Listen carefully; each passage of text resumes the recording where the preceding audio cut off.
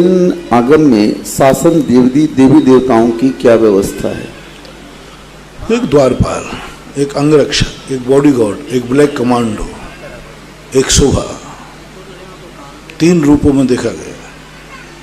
पहला रूप देखा गया शोभा के रूप में, तीर्थंकर के शमोषण के बीच में सब बनाया गया।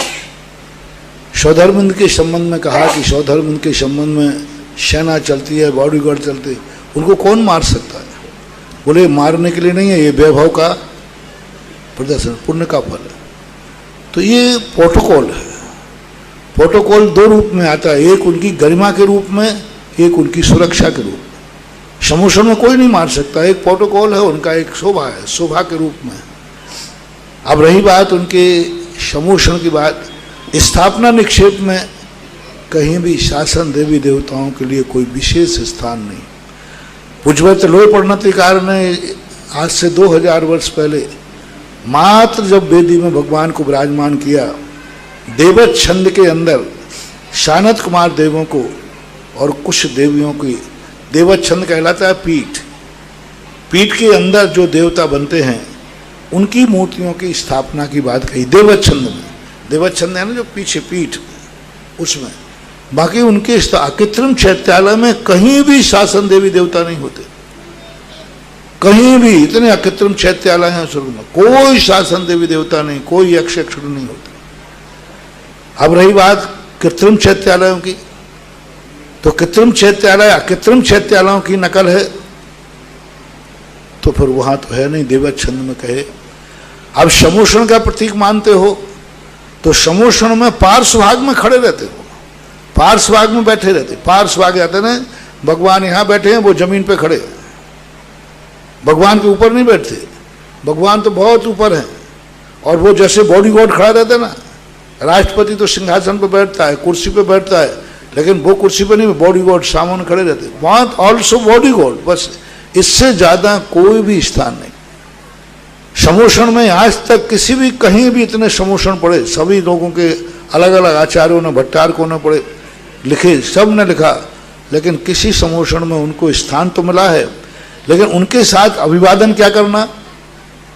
समोषण में जाकर के यक्ष यक्षिणी शासन देवताओं के साथ जनता क्या करती, जय जनंद करती, यथायु क्या करती, कुछ नहीं लिखा। अब यदि ये मंदिर उनके प्रतीक हैं तो मंदिरों में इनका स्थान कहाँ है? देवत छंद मैंने बता दिया, पहले बनते थे मूर्तियों के साथ पीछे बने, लेकिन उनकी कोई पूजा अर्चना नहीं करता, बने रहते थे 100 पीस में। पूरे मंदिर में उनके बैठने का स्थान कहाँ है, ये कहीं आगम में नहीं मिला। मैं सबसे पूछ चुका हूं कि भाई मंदिर में उनके बैठ, जैसे भगवान के बैठने का स्थान है, भगवान गर्भालय के कितने भाग में, कौन से भाग में, कहाँ बैठेंगे, वो पूरा का पूरा चित्रण आगम में लिखा है। लेकिन यक्ष यक्षिणी या शासन देवता मंदिर में कहाँ बैठे हैं, उनका स्थान कौन सा है, कौन से रूप में बैठे हैं, इसके संबंध में कोई आगम में नहीं लिखा, और ना ही उनके स्थापना मंत्र लिखा।